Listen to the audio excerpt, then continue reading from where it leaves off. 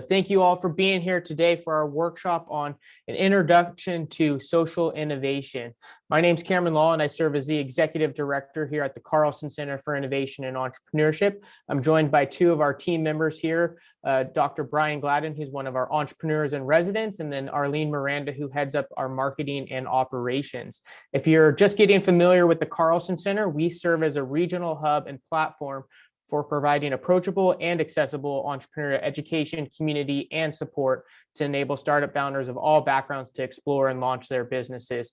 And we're on this mission to make innovation and entrepreneurship pervasive throughout the greater Sacramento region, with really this vision of making this region a premier hub of innovation and entrepreneurship. And how we've gone about doing that is we've operationalized what we call the entrepreneurial journey, and we've broken it into three core areas of discover, build, and launch. And we're here to support you along that continuum. Today's workshop is all about one of our discover types of programs, and we want to give you the tools, frameworks, and mindsets to be a successful social and civic innovator. And we're excited for you to hop into this session. But before we get started, I just want to do a little bit of housekeeping. For starters, we'd love for you to use the chat feature and engage with one another and share what you're working on. So if you want to get started and introduce yourself and just say where you're joining from and what your impact idea is, that would be terrific. And then if you're able to stay on mute the whole time, that would be not the whole time, but while you're basically while Brian's presenting would be terrific, just for recording purposes as well as just for the user experience. Lastly, we will be using the raised hand feature as well as the chat feature to bring in any questions that you might have, and I can periodically stop Brian as we're going forward. But without further ado, I'll turn it over to Brian, who will be leading our session. But we're really excited to have all of you in the space and look forward to the time with all of you. Welcome, everybody. Great to see lots of faces here. I'm sure we'll have more joining us. So looks like we got people from all over and lots of different types of ideas. So welcome, and we hope you get some value out of this to take your idea to the next level. I'm going to share my screen and we'll get going.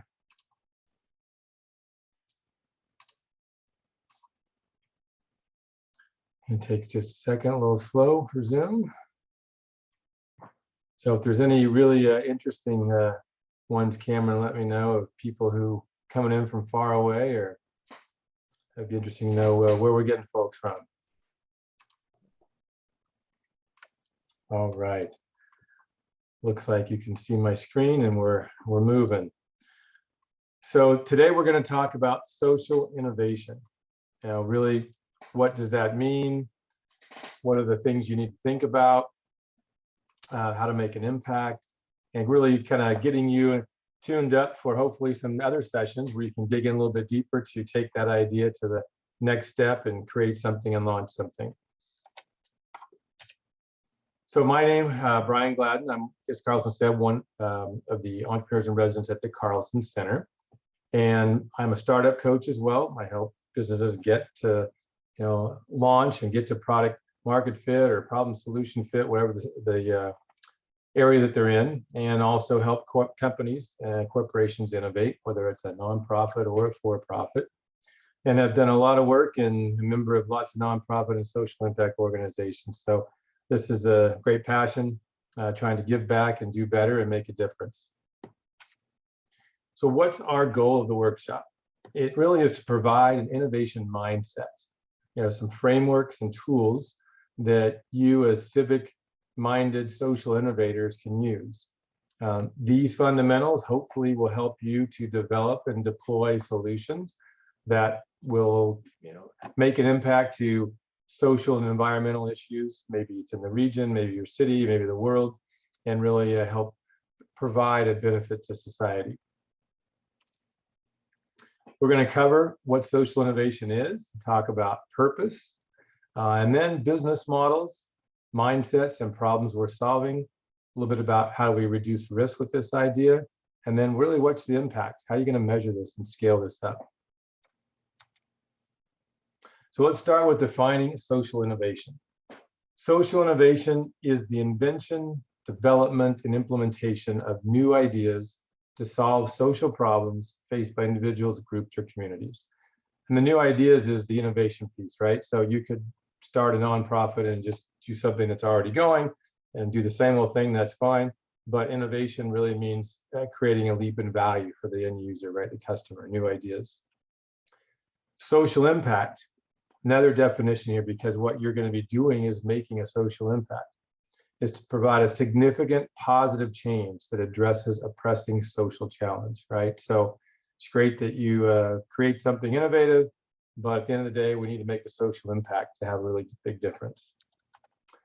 And then you're a social entrepreneur. What does that mean? Well, an approach by individuals, groups, startup companies, or entrepreneurs in which they develop, fund, and implement solutions to social, cultural, and environmental issues.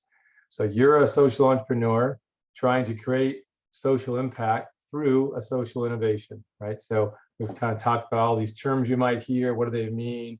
You know, who are you? Where do you fit into this? And at the end of the day, you might have heard this term, triple bottom line. What many of you are going to probably try and create is this triple bottom line idea. What is it? Well, it's really a concept where we believe that firms should commit to measuring their social and environmental impact as well as financial impact. So we all know the bottom line, right? Your profits and losses, and that's great. But nowadays, even for-profit large companies don't just look at the bottom line, they look at the triple bottom line. And that means profit, which is the norm, but also people, you know, society, as well as the planet, the environment. And if all those three things happen, you have sustainability, and you kind of look at this: profit, people, planet, the 3 Ps. So keep those concepts in mind as you move forward. And we'll probably talk about several of these again today. So as a social entrepreneur, you are really digging into this and stepping into this new ecosystem. Maybe you've never done a social innovation or worked in a nonprofit, impact, environmental type of thing. So a social innovation ecosystem is a little bit different than a normal for-profit. You have a lot of different stakeholders that have skin in the game, or that have to be engaged for you to make a difference. And so we want to look at these things. And this, when we do the 4-part series, if you join us, we dig in much deeper.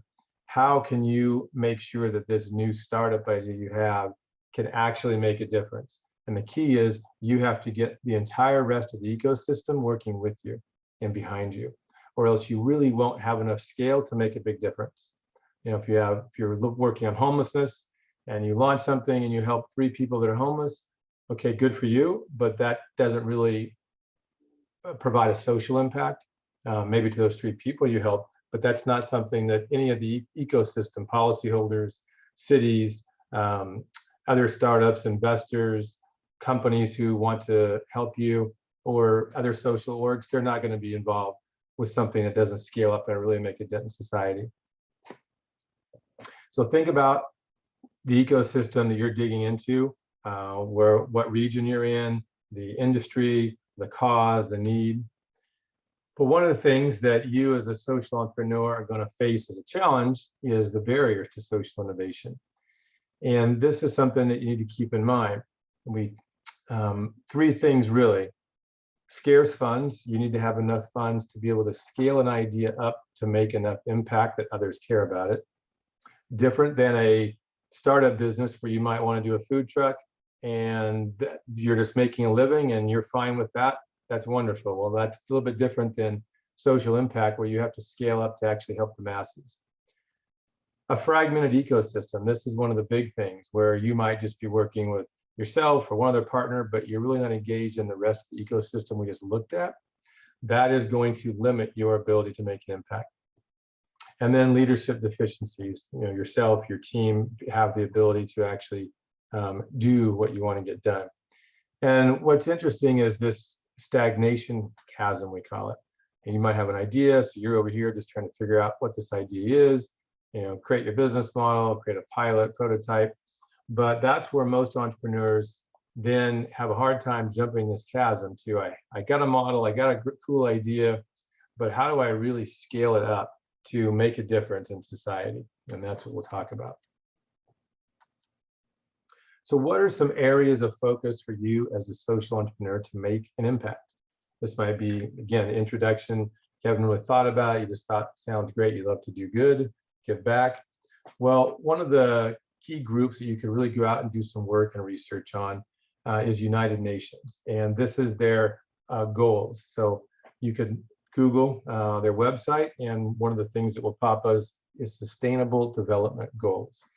And there's 17 of these goals, and it really breaks down into almost every area you could think of, from poverty, hunger, education, gender equality, energy, water, climate, peace, right? All these different things, sustainable communities. So just about every area of nonprofit social impact that you want to do, you could fit into one of these areas. And so at the United Nations, they have a lot of partners, frameworks, tools, best practices in these areas that can actually help you, give you more information. So it's a really great place to start if you're not really sure and you have several areas of passion and you're like, well, which one do I want to dig into? And this might be a good place to start. So now that you know you're a social entrepreneur, you want to make a social impact, you've got a cool idea potentially in one of these areas, what's next? Well, why do you exist? What is the purpose of this new venture you want to start?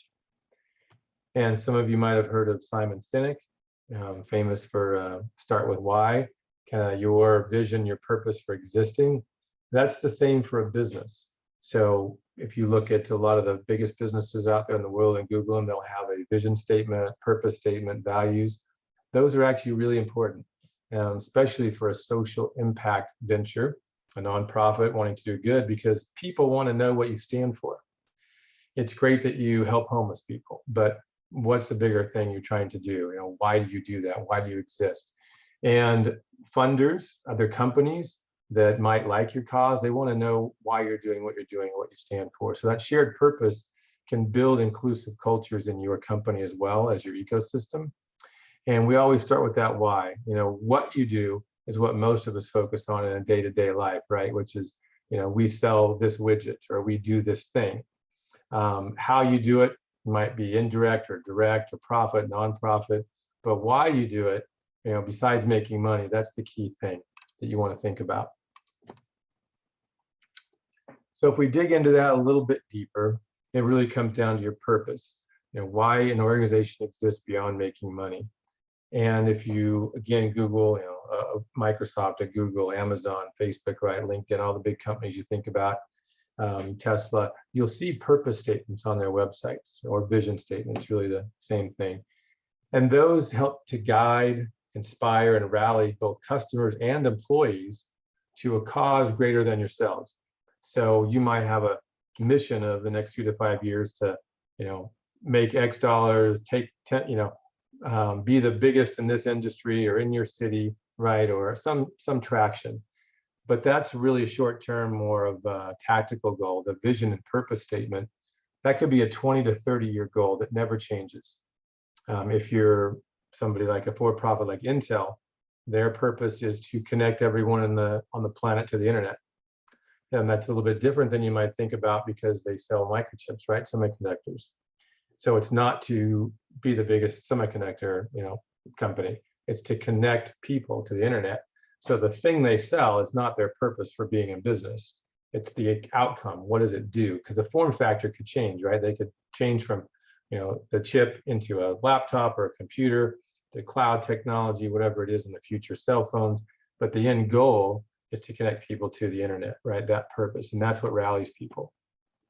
It also helps you be innovative, because the thing you're doing now, you're like, well, that's cool, but we have new technology, or we have found new needs, so we can change the thing that we do, the product or service, but we're still after that guiding light, that northern star that says, here's who we are, here's why we exist.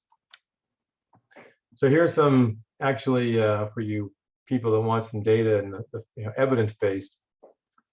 We talked about the triple bottom line already and the purpose, but these two things are key, especially for the younger generations who are now the main people in the workforce, Gen Zs and millennials. 74% of employees place a high value on finding work that delivers on a sense of purpose. So that's a big deal when 3/4 of your workforce wants to know what you stand for. 83% of Gen Zs in the US consider a company's purpose when deciding where to work. So now more than ever, people have a big choice, right, of where to work, and there's lots of incentives. They're looking at your purpose, whether it's say on your site, whether you talk about your purpose, do you actually walk the walk, right? So make sure that you actually, when you're creating this new venture, start with purpose. What is it you're trying to do? Here's a couple of good examples of some nonprofits, some social impact companies and their vision statements. So for Alzheimer's Association, our vision is a world without Alzheimer's. Pretty straightforward. Feeding America is a hunger-free America. For Life is Good, spreading the power of optimism. You can guess this one. Our purpose is to provide emergency shelter to families who have lost their home to disaster, enabling them to rebuild their lives. That's Shelter Box, and we're going to talk more about them. And then a world where everyone has a decent place to live. It's Habitat for Humanity. And so you kind of start with a adjective, right? Provide shelter, spread the power of optimism, hunger-free, and everyone has a decent place to live. So some sort of action word. When you're thinking about your potential idea, maybe you've written it down, maybe it's still in your head, start with this vision. What is it you're trying to do?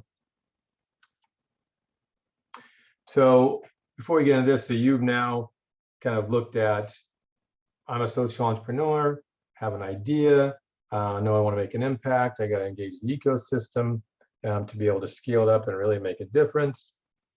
We talked about the purpose and vision statements and who you want to be to create that. So now you've got that on paper and you're ready to go. Okay, what's next? Well, we got to think about this mindset now as an entrepreneur, getting to the market, right? And it doesn't matter if you're a nonprofit, for-profit, what industry you're in. These frameworks and tools now are all the same. How do I get this business to launch and to actually get traction? And it starts with this entrepreneurial mindset. So what do we mean by that? Well, in the old days, I don't know if any of you have written business plans before, but 20 years ago, it was write a 200-page Word document and lots of spreadsheets, and then you take that to a bank or some sort of investor and try and get money. That was your business plan. That does not exist anymore. People do not want to read it. They will not read 200-page business plan. They'll read your summary and they'll flip to the end and they'll read your projections and then they'll say, tell me about it. What they really want is a very simple, succinct business model. And we can do that in one single page of paper that summarizes how you create, deliver, and capture value. That's your business model. So we're going to talk a lot about business models in a second. So you don't have to spend hours and hours writing Word documents. What you really need to do is understand all the components of a business model and how you deliver value to the end user, and especially around the problem. And that's what we're going to talk about. However, there is a mindset problem with many innovators, entrepreneurs. And that is, we call this innovator's bias. We all have maybe this cool idea, maybe again, it's homelessness, and you've got this idea that you think is great, that's going to solve it in Sacramento. So you start to create this solution, right? You're building this either product or this service or this, facility, and then you start taking the solution to try and figure out how, where it fits, how I can solve a problem. Well, the problem with that is you have bias. So you've built this thing, and now you're basically a hammer looking for a nail, right? So everything you see, oh, I can do that, instead of starting with the problem. And this is the key mindset shift we want to ingrain with you, no matter what industry you're in, or for-profit, not-for-profit, doesn't matter. Love the problem, not your solution.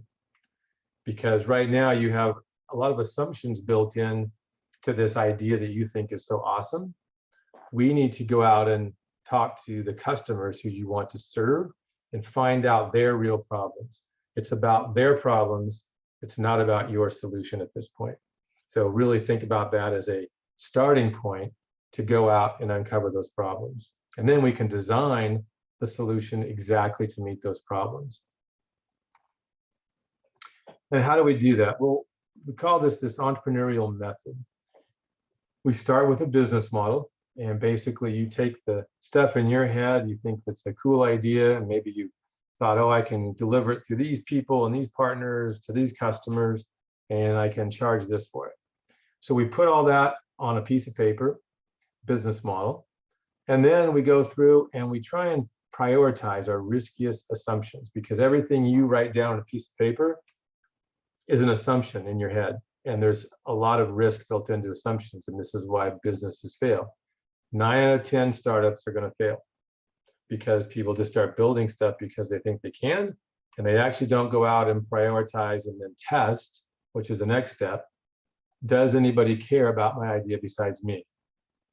And that's what we want to do quickly to help you reduce risk, don't go bankrupt, make a social impact by going to the customer you're trying to serve. And we can do that pretty quickly. And our first step is the business model. And I mentioned this a little while ago.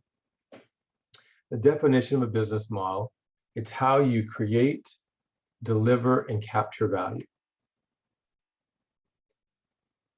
One of the ways we can do that and visualize all the elements in this model is to use a tool. And one of these tools for social impact ventures is called a mission model canvas. It's an offshoot of a business model canvas. Maybe some of you have used that before or heard of it. And there's also the lean canvas we use. So there's a couple of variations. But for social impact ventures, the mission model was designed because it's a little bit different. You have a lot of stakeholders from that slide I showed you with the ecosystem. A lot of beneficiaries. It could be cities or counties, the government. It could be other NGOs or nonprofits you partner with. Could be some large companies that love what you're doing, and that's also their mission. They want to help you. It could be the people you're serving, right? Maybe homeless is this example. So there's a lot of things out there you have to take into consideration and make sure you're meeting their needs. When we look at this, we start with those customers, those beneficiaries and stakeholders. And then we really look at, what is this idea you have, this value proposition? For each of those beneficiaries, what is it that they're trying to get done? What's the problem that exists for them? What's their job they're trying to accomplish? What pain or gain does it solve? And then we look at, what's the impact that you hope to have happen by launching this? And for each of these beneficiary groups, there should be an impact. Right? If it's homeless, again, at the end of the day, it's how many homeless did we get off the street, right, to make their lives better? But then you have partners. Maybe you helped the food kitchen do something, or you helped a big company who also wants to give money to it, that they were able to serve their region. Maybe you held policymakers were able to use their policies to get something done. So how do you make an impact? What are those factors? Then deployment. How are you actually going to get this idea, this service, this product to the market, right? To the users, the customers, the people who need it. Through partners, scaling up maybe through public sector, through cities and federal government. Then buy-in support.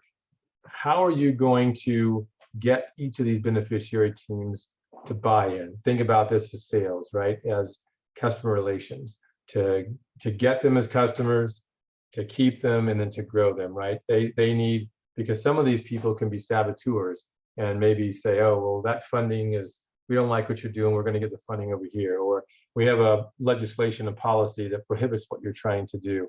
So think about how you find their needs and then get their buy-in support.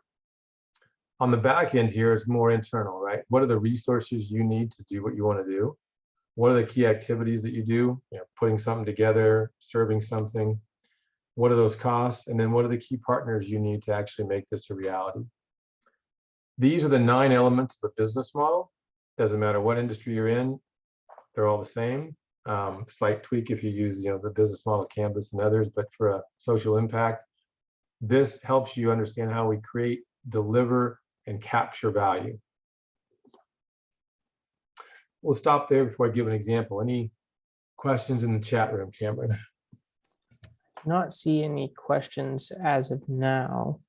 But just kind of as people maybe come up with questions they would like to ask, someone did ask a question around, we will be sharing a PDF version of these slides as well as sending you the recording. But are there any questions around the mission model canvas or the ecosystem or purpose statements? Nope, not yet. Okay. All right, we'll move on to an example here. So I mentioned ShelterBox a little while ago when we did the vision statements. So I've created this as an example of what a mission model canvas could look like for ShelterBox. And I'm in Rotary, and if you look really close, you'll see a little Rotary logo here with ShelterBox. We work close with them around the world, so I know ShelterBox pretty well. So what would this look like potentially if we did this for them? And the picture says 1,000 words. So I actually put a picture here of what is this unique value prop thing. Think of the value proposition, this middle box, as the thing you're creating, the offering, the solution, the service, the product, and then a quick tagline or the description of this thing. So it's literally a box. It's a disaster relief in a box. We'll talk about what's in there. Who are the beneficiaries? Well, they're displaced families without access to shelter. Maybe there was an earthquake, or maybe it's in Ukraine. Maybe it's a disaster in like Haiti. We have things like that: earthquakes, hurricanes. We got tornadoes in the Midwest. Disaster victims, government relief organizations, and NGOs. So you can see here the ecosystem. You get different groups. Maybe these people are already trying to provide services to these victims, so they're in your ecosystem, so you need to account for them. How are we going to get this box to these people? Well, we have logistics partners, foreign aid nonprofits, and in-region distribution centers. What's the mission impact we're trying to achieve? Well, we're trying to improve psychological well-being with family, reduce morbidity and mortality, keep them alive, improved access to education. So obviously kids are being displaced. How are we going to keep them learning, get back to school? And for the parents, livelihood sustained. How are you going to go back and actually make money for your family? We got buy-in support delivery to disaster locations. One of the things we want the people to do. So we're going to demonstrate contents to key partners and stakeholders so that they understand the value. We're going to create videos showing the box in use and being deployed. So those things will help get support from these different groups that they see the value in this. The key resources is actually the box itself, the contents, and then the storage facilities. The key activities is actually packing the shelter box. It comes with blankets, solar lights, shovels, a 6-person tent, pots and pans for cooking, hammer, all these things you need to survive at night, cook, keep warm, and it goes into a box. Activities are also fundraising and marketing. Talk about the cost things down here. And then who are some key partners? Rotary International, it helps do a lot of funding. Global logistics companies, the manufacturer, disaster relief partners who maybe are providing blankets for the lights.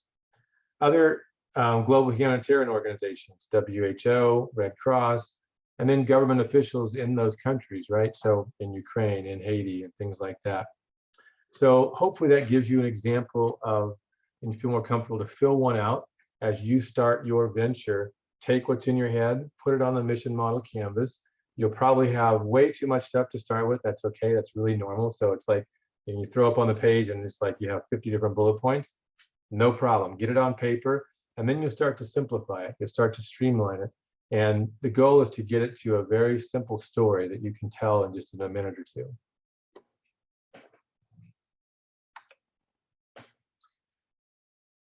All right, so we've created our model that we think is going to satisfy this problem. But the key is all about, as I mentioned before, the problems and really prioritizing those. Well, how do we prioritize the problems that we want to go out and try and solve that are the biggest problems for our customers, right, our beneficiaries? Currently, everything you think of is an assumption. We need to go out and validate that those problems actually exist, or that you're solving the most important ones. And the only way for you to do that is to go out into the market and understand the beneficiary's issues by talking to them and observing them. And the journey, the customer journey, is what we want to understand. You might say, oh, I just need to do this to solve this problem. Well, let's go out and validate that. And this concept of jobs to be done is what we want to kind of look at on this journey. So one of the founders of this idea of jobs to be done, Tony Olwick, comment here I love, the focus should be on what jobs customers are trying to get done. So you might not have heard that term before, what job someone's trying to get done. We think about problems and pains and gains. That's great. Wants or needs, all good adjectives. But if you boil it down to the job the customer's trying to get done, we all buy, technically hire, products and services to get a job done. So think about it. You know, I got my Hydro Flask here. What job is this getting done for me? Well, it's keeping my water cold. What else? So we think about these in terms of functional, which is functional, doing that, or emotional or social. Well, why did I get it in blue? Well, because it's my favorite color. So emotionally, it makes me feel good, right? Because it's my favorite color. Hydro Flask, it's got the cool logo. Why didn't I buy a knockoff? Well, because, you know, socially, I want to be one of the cool kids, right? You know, I got the cool logo, the coolest new toy. So what job, functionally, emotionally, socially, is your beneficiary trying to get done by buying some service, buying some product? That's what we want to overcome and find out so that you can do that in a better way. Because if they're not getting those jobs met satisfactorily, that's where your opportunity is. If everything's getting done just great, then you really don't have a place. You know, you need to think of a new idea. So a job to be done definition is really the instantiation of an unmet need or want in response to a trigger. And we're going to talk about triggers. So when we go out and talk to our potential users, beneficiaries, we need to understand their journey. And the big thing here is what's causing them to look for some better solution, right, that you think you can provide. So here's an example of jobs to get done for listening to music, right? The job of listening to music. Some of you, like me, remember the mixtape, right? You had cassette tapes back in the 70s and 80s. And the job of that was just to be able to let you take music on the go, right? And listen to music on the go. Well, what was the job of the CD? That came along and solved the job in a better way. Well, yeah, it was more, had better clarity, quality. But the key thing was, if you remember mixtapes, you had to rewind the tape, right, to get to your favorite song or flip it over and find exactly where that song was. CDs, you could skip right to it. So one of the jobs, the functional jobs, was making it much more quick and timely to get to the song you wanted to, which also then created a job, or how do I play this, a different type of form factor, right? But that job wasn't good enough. So then along came iPods. Now you had, what job was it getting done better than a CD? Well, a CD you could only take and play those 12 songs on a device. So if I'm mobile, that was much more difficult. Now I have many songs on one device, so I have many CDs in my pocket at any time. But that job wasn't getting done good enough. So then along comes Pandora and Spotify and all these other cloud-based songs. Right now you have millions of songs at your disposal, and you don't even have to, in most cases, have a separate device just to play them. And now along comes things like Sonos to get a job done better quality. Amazon, you can just speak to it. So there's always a better way to get a job done. The question is there enough pain in the old way to make you switch to the new way? Do some of you still listen to CDs and mixtapes? Probably not. You probably either doing the old school iPod or Spotify or something now. Records have come back again, but that's a different job, right? That's more of that social and emotional connection, right? It's not very functional to play a record player anymore, but it's cool now, right? Because it's the fad, right? Because you want to be trendy and cool. Definitely doesn't sound better. It's definitely less efficient, but it's getting a different job done. It's getting that old school kind of retro vibe feel. So we talked about the innovator's bias on the problem of creating a solution without really knowing what the need is. You as an entrepreneur have a chance to create the innovator's gift, which is new problems worth solving can be discovered by studying how customers use old solutions. Every product or service in the world has a problem with it. The question is that problem great enough to make somebody want to switch to something else, right? Is that pain big enough? And what we need to do is understand the customer's journey using those products or services and what triggers might have happened to cause them to look for something better. We can do that, by looking at a visual like this, a tool, a customer journey map. This one's called the customer forces model. And this really kind of helps us understand the thought process, what somebody's going through, whatever product or service they're using. And how we look at this is really about, the customer starting here and having a triggering event. They're using some old way of doing something, but then something happens and they say that's not good enough. Whether their expectations were violated because they used something and it didn't work good enough, or they had a change in circumstances. If you're single today, you get married tomorrow and have kids, that's a big change in circumstance. Now you're looking for cribs, right? You had a triggering event. Or you're just aware of something better. Someone educated you on something better. Now you're looking as a consumer, right? The user, a better outcome, right? You have motivation because something happened and caused a problem. The old way is not good enough. You're looking for a better solution. You, the new way, now have pull. You're pulling them to you, promising that your offer can satisfy the job to be done in a much better way than the old way. And that's your solution. So your superpower as an entrepreneur is really anchoring against problems in the old way and saying, here is, Mr. Customer, a problem you had. Here was what triggered you. These didn't meet your needs. My solution can solve X, Y, and Z problems. Boom, there you go. That's how we want to go out and understand the customer journey, jobs to be done, so that you can satisfy those problems better. We'll stop there before we move on to the next section, because that's a big section, and see if we have any questions about the journey, jobs to be done, business mission model canvas.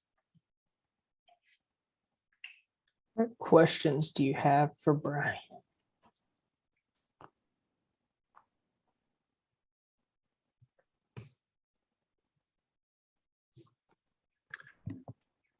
Hey, Brian. Perfect. Go for it. Hey, Brian, this is Bryson. So nice to see you again. Welcome. Yeah, so I noticed a different model. It's a model that is different to the normal product of business, since these are social problems. So do you suggest that, for instance, let's talk about something related to homelessness, like you said earlier on. Would this mean you probably talk to the people who are feeling that pain or having that problem with homelessness?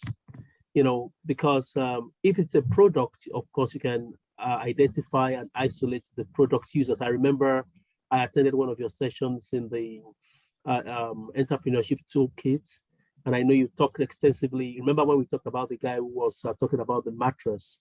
So I know that's for a product. Now this is a social problem. Do you talk to people who are going through the social problem, e.g. homeless people or people with disability? I just wanted you to clarify. Yeah, it's a great question. And this is why, in my view, social impact ventures are much more difficult than a regular traditional for-profit business, because you have multiple beneficiaries or customers that you have to satisfy. You have to do technically one of these journey maps for each one of your beneficiaries. So let's talk homelessness. You have to literally go talk to the homelessness, right? Great, you're on the street. What are your biggest problems? Yeah, so I know you would rather have somewhere to live, but is it food? Is it water? Is it, somewhere to go to the restroom? Is it people, stealing? Is it, safety? What problems are your biggest problems? Well, then you got to go talk to the city. Okay, what are your problems, Mr. and Mrs. City official? of homelessness. What are they trying to get done that's not getting done properly? Then the other nonprofits in that space, other entities that are trying to solve homelessness, what are their problems?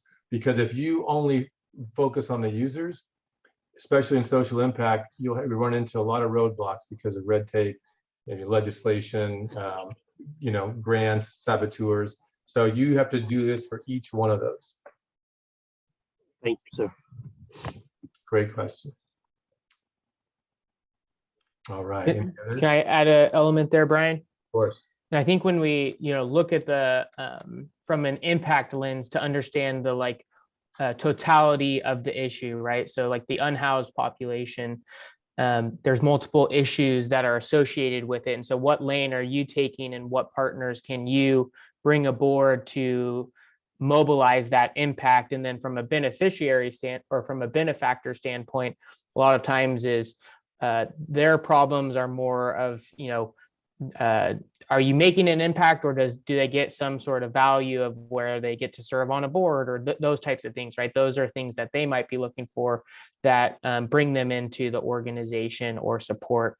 And then from a city officials, maybe they aren't as efficient in getting the impact done because it would have to go through the bureaucratic process. And so you're helping them achieve their goals of beautifying the city or, bringing back economic vitality, whatever those things might be. And so at the end of the day, what these tools will help you do is get the right language and understanding to articulate those needs, both to the unhoused population, to the city official, to the benefactor, so they can best understand what that does to them in order to make that change happen. Well said. Good job. All right. Well, I'll move on. You can just stop me if there's any more questions coming up. So now we've put down our business model on paper. We've gone out and talked to potential beneficiaries, understanding their jobs to get done, their problems, all the different beneficiaries involved. So this is where we come into then reducing risk. How do we go out and test these assumptions? Well, you just did one of these and you didn't even know it, which is an experiment, or you might hear the term lean sprint or a test. They're all the same. It's basically going out, doing an experiment to validate some hypothesis. One of the ones that you just did an experiment or a test is interviewing. Interviewing is a form of an experiment. You're gathering insights and information by talking to a potential customer beneficiary. You're also observing them. So interviewing is the most common number one experiment type, and that's where we start. So what other things can we do to reduce risk and make sure that we're getting the most probability we can to make sure that this venture is successful? So here's a quote from Jeff Bezos. "I believe we are the best place in the world to fail. We have plenty of practice, and failure and invention are inseparable twins." And so this whole thing about failure and practice is all about going out and testing, making sure this idea that you think is great is really great by talking to people and doing quick experiments. They don't have to be costly or long. We just need to go out and understand them. It's better to shelve an idea before you spend $1 million building something that no one cares about. Your number one goal as an entrepreneur and an innovator is to reduce risk and uncertainty, because you're going to have stakeholders, you're going to have employees, investors who are going to give you money to help scale this idea up. They want you to reduce risk and uncertainty so that they know that what you're doing is the biggest probability for success. And the easiest way to do that is to go out and run quick experiments. Where you're in the beginning phases, you're in what we call this discovery phase. Are we in the right direction? We want to test these assumptions, quickly talk to people. And it's a spaghetti string. It's not like do this checklist, that doesn't exist. So you'll be kind of forwards and backwards and all over the place. That's really normal for an entrepreneur or a startup. And as you start to gather more and more data, you start validating each of these different areas of your business model, you'll start to get some traction. And then it becomes the risk and uncertainty is going to go down. And then it's all about execution, right? Just doing things efficient and well versus going out and validating and experimenting.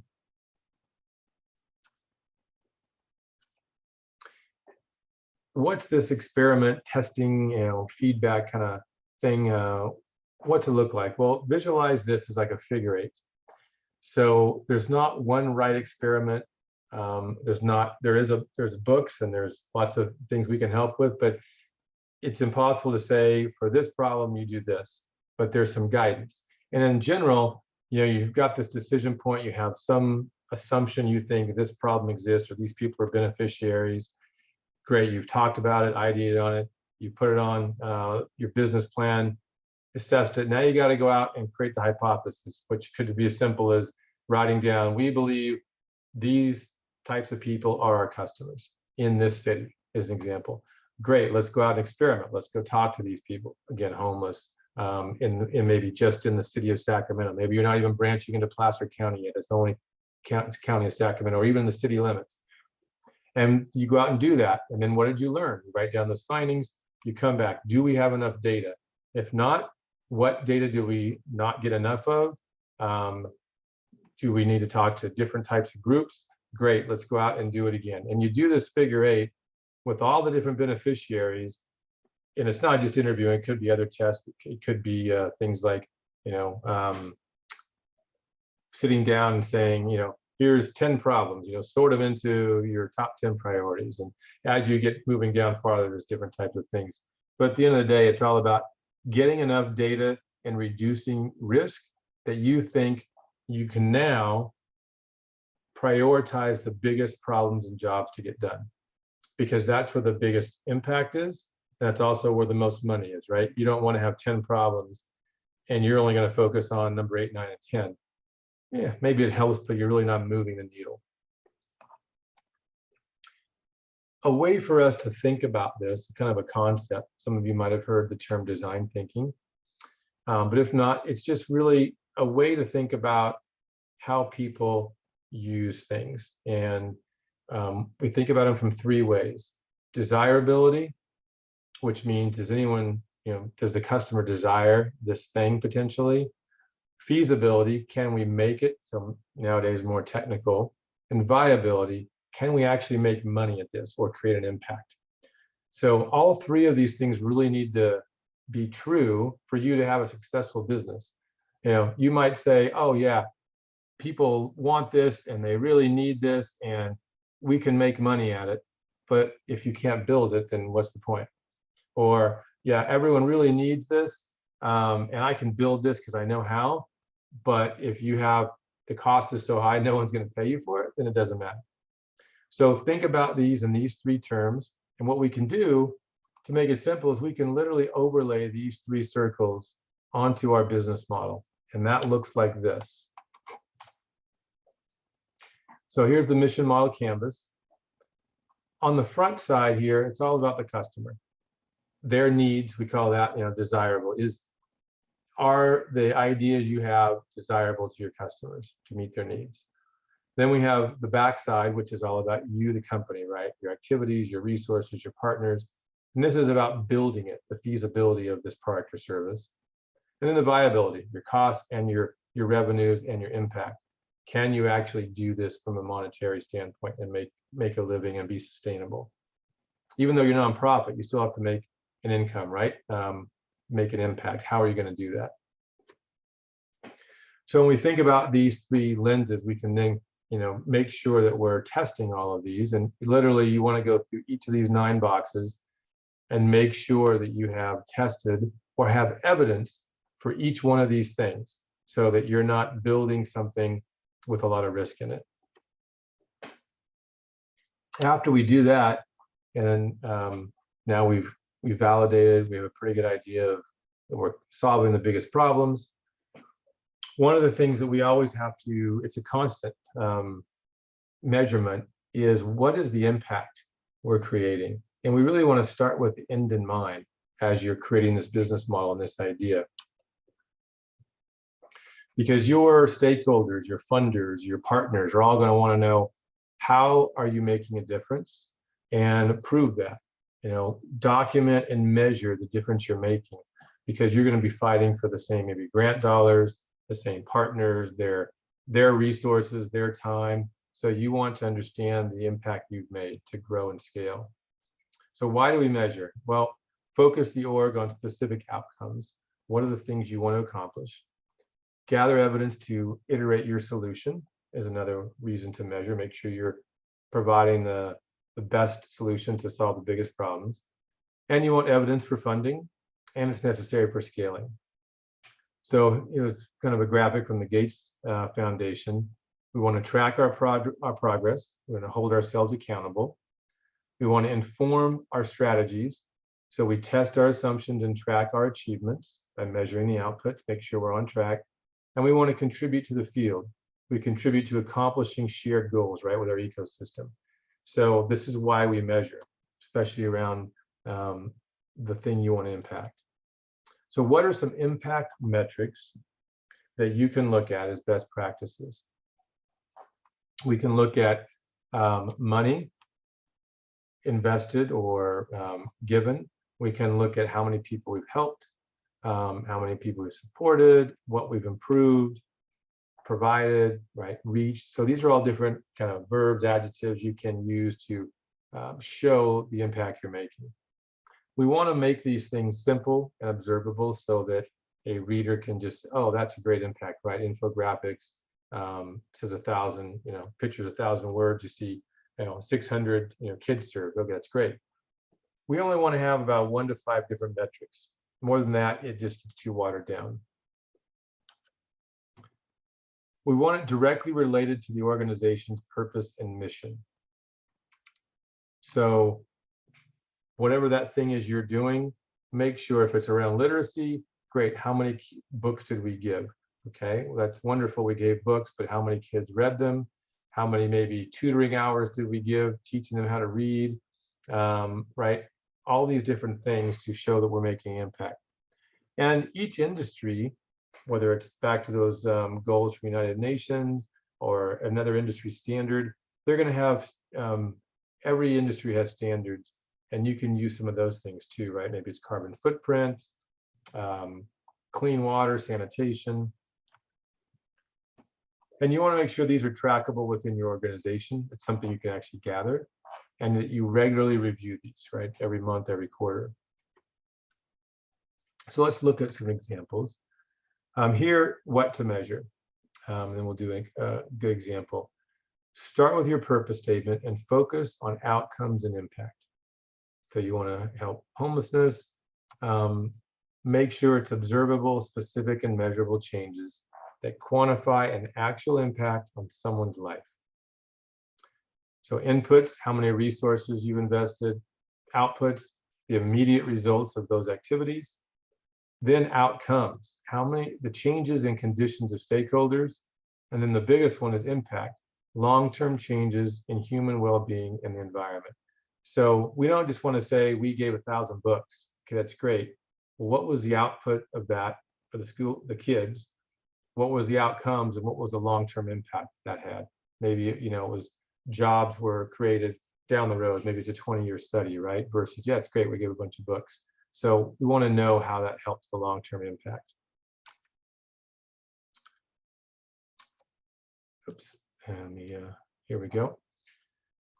One of the pitfalls that people get into is using wrong metrics. So we want to get as close to impact as possible. So an example would be, we spent $100 on purchasing 100 mosquito nets. That's awesome. Great, you gave those away.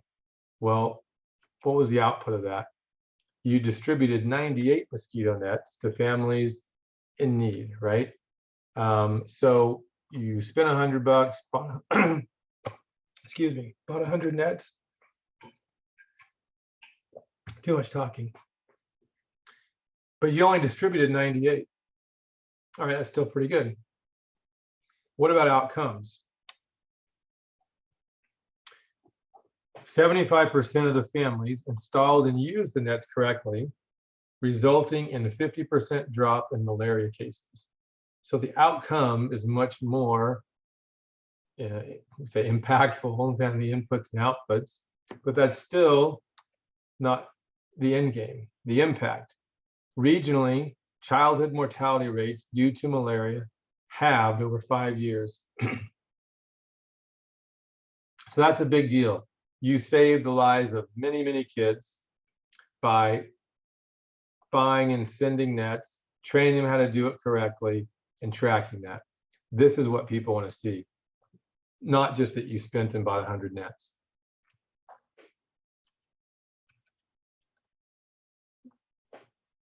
So we talked about scale at the beginning, that really you as an entrepreneur, especially to make a social impact, you have to scale this vision.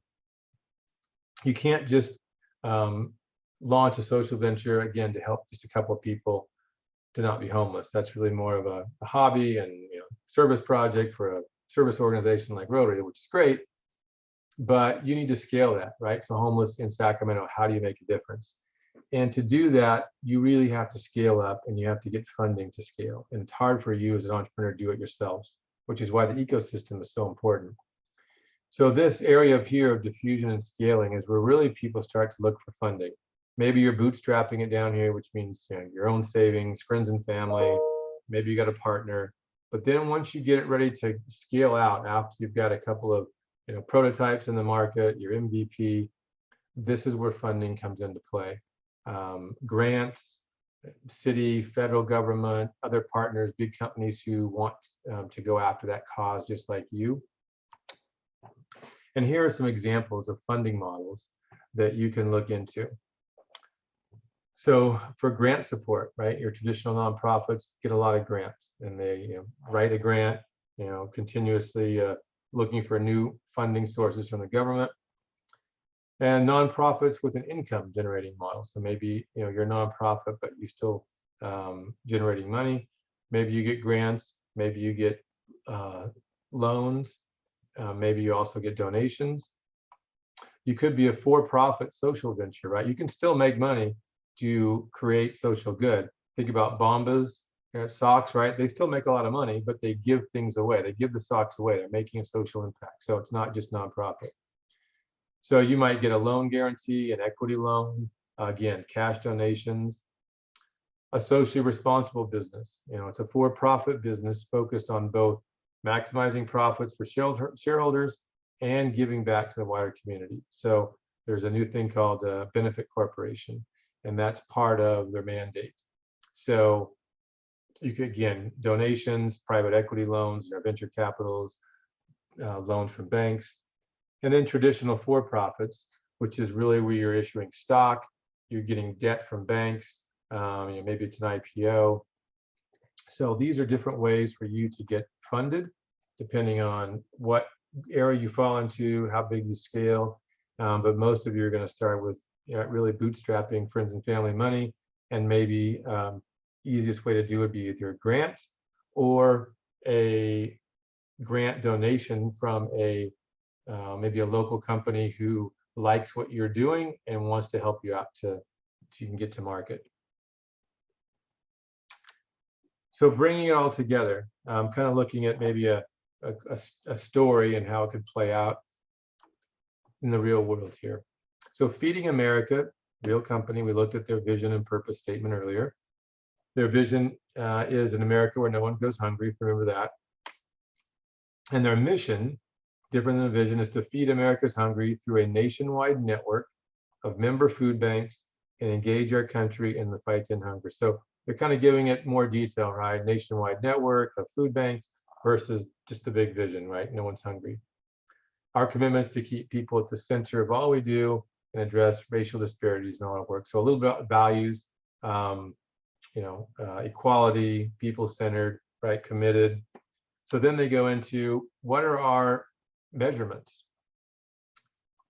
You helped us feed nearly 5.2 billion people this year, over 2 billion pounds of food received. So that was like the inputs, right? Okay, that's great.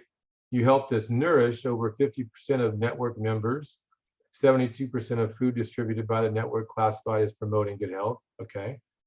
You helped us empower network members, helped people submit 317,000 applications, nearly 50% of network members engaged in ending hunger practice. You helped us unite. Over 1.2 million people were reached through Feeding America's social media, and over 200,000 news stories featured in America Network. And you helped us connect, awarded $240 million in grants to food banks and advanced innovative approaches, as they mentioned here. So there's a lot of things that they did. But at the end of the day, you can summarize that up to the meaningful impact. We had over 1.8 billion pounds of fresh produce distributed to families by network members. That's huge. Over 573 million meals given, 4 billion pounds of groceries rescued from waste. And then you have lesser things here, 13 million visits to the website, 57% of food banks use their meal feature. So you can see the big ones here are the biggest and boldest, and that's the big impact you're making. So we're going to stop there and really wrap it up with some questions and then talk about some programs we have coming up next. So I'm hoping there's some questions out there.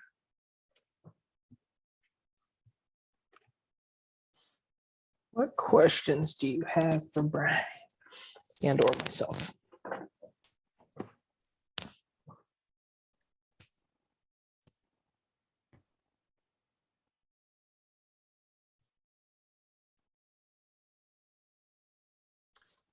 It was either really, really well done and simple, or I threw so much at you that your brain's going to explode and you're glossy-eyed.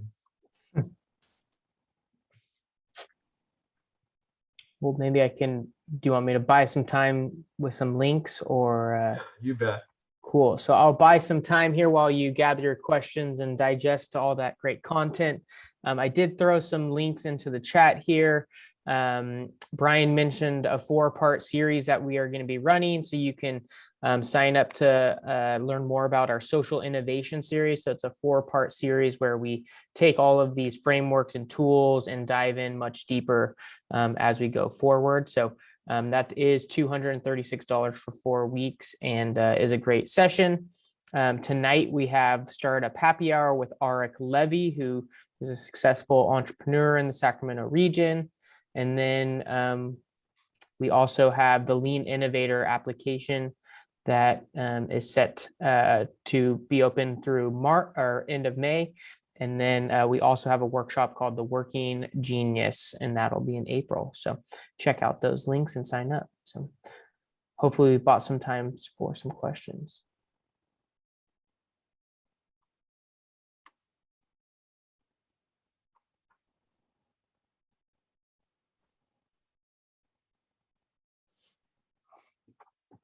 Yeah, good stuff. I don't see any other questions. You kind of already hit where I was going to go next, Cameron, which is the wrap up about the 4-part series. And we're happy to connect you to other potential stakeholders if you're already down the path with your idea, or if you just want to chat about something, you can drop me an email here and we can talk with some our open office hours, make a appointment to help you out.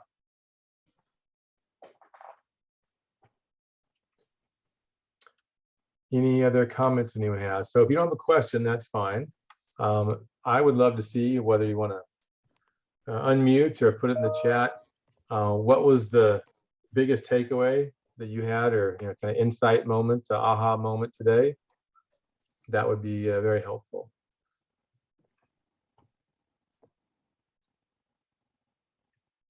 Hey, Brian, this is Chryson again. Yeah, go ahead. Yeah, thank you so much. This for me, it's a huge paradigm shift, and it's a very, very fantastic model. The reason being that I'm a social worker, I teach social work, and of course, seeing this gives me a lot of food for thought, because this is a totally different model to solving social problems. And like Cameron also emphasized, when he brought in how, you could work with other stakeholders to actually get social problems solved. I think one of the greatest problems we've had as social workers has always been, a lack of funds and not being able to scale up. I remember when you talked about that chasm. That chasm is where most social problems basically drop when you work from a social work model. So for me, it is almost like you bring in social work and business and basically, mixing it up to have social innovation. So one other question I want to ask is this: when you mentioned some corporations that basically are heavily invested in social innovation, does that mean out of those 17 social development goals you mentioned, does that mean a company like, say, Microsoft or a company like, say, Google would pick one or two to focus on? Because this is a lot of work. So I can't just imagine a corporation doing 5 or 6 or 7 of them. Could you elaborate on that? Yeah, good question. So, yeah, usually big companies will have a couple of areas that are of passion to them, either the founders or the employees. And many large companies, Fortune 500, they'll ask their employees, what most do you care about? And they'll have maybe 3 or 4 areas of giving. And it could be, again, clean water, equality, rights, it could be literacy. And you just have to go to their websites and see, under social responsibility usually, or news, or about us, what is it that they're passionate about, trying to, where do they give money and donate to? People like the Microsoft or Gates Foundation, they might have many, but usually you'll have a company that, Gail Carlson, who founded the Carlson Center, Sleep Train Mattress Centers, they do a lot with foster kids. So foster children, the youth were his passion. So you might go to someone's website and say, oh, I didn't know you cared about, human trafficking, which, I do a lot with in the Family Justice Centers. So you just need to do that research, do the Google search, who might be passionate about your cause, and then be able to go talk to them. Thank you, sir. And then one last question to Cameron. Would the series you're talking about, you just posted, the social innovation series, would there be, at the end of the 4 weeks, did you say, what does it cost? And at the end of the 4 weeks, what do you get out of it? Yeah, so it's $236 for four weeks, and they're 4 1.5-hour sessions. And we bring in not only Brian, but one of our other entrepreneurs in residence will help facilitate that program. And then we bring in guest speakers from the broader community and different stakeholders to kind of look at that social innovation landscape from those different lenses. And so, tangibly, if you came in with an idea, we'd hope to help you further flesh out the, overall ecosystem of that idea and how you can, take tangible steps to creating your social venture. If you're, already in an existing non-for-profit or organization, is how do you bring that impact idea to fruition? So actually bringing it to market. So that's both understanding how you can maybe build a prototype and how you can get some of that funded, and who would be those funding partners. So are you going to more, donation based? Are you going to partner with counties that, will help fund you? Right. That's all the business model tied to those elements. So that would be kind of what we hope to get you to figure out, all those different elements. Thank you, sir. Yep. And then one other thing I wanted to share, just I think sometimes when we think of, for-profit businesses, having a social venture component to it, sometimes that can lead to detrimental things. So the ones that come to mind are like Tom's Shoes, where they, were donating every, pair of shoes that you bought, they donated a pair of shoe to, somewhere in Argentina. And the challenge there was they totally destroyed the economy of the cobblers who were building the shoes there, right? And so that's, again, where you have to understand the impact you're trying to have, who are the partners that are going to facilitate that, and try to actually create the change. And that's where understanding what the purpose is drives that, because in the long run, that has been, detrimental to a degree to Tom's, because it was like, oh, this actually isn't having the impact that I thought it was going to have, right? And so those are elements that we can continue to connect with. But I love some of those other examples. Yeah, thank you. Real quick, we would love your help in the chat. If you could just put, for our partners, we're trying to give feedback on the impact and was this valuable. And you could just put a number between, 1, 2, and 3. 1 being, yeah, it was okay. 2, yeah, it was, of some value. Or 3, it was great and I learned a lot.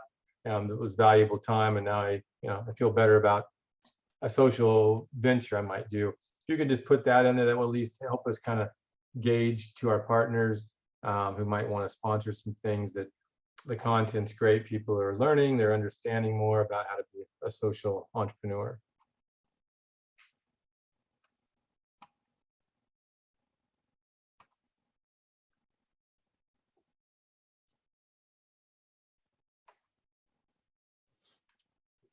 Appreciate the feedback. Share one additional link as well. Brian mentioned that we offer office hours. So if any of you are, wanting to explore the social innovation series and any of our other programming, you can use that link and line up time with myself, Brian, or one of our other entrepreneurs in residence, Jesse. So that would be great.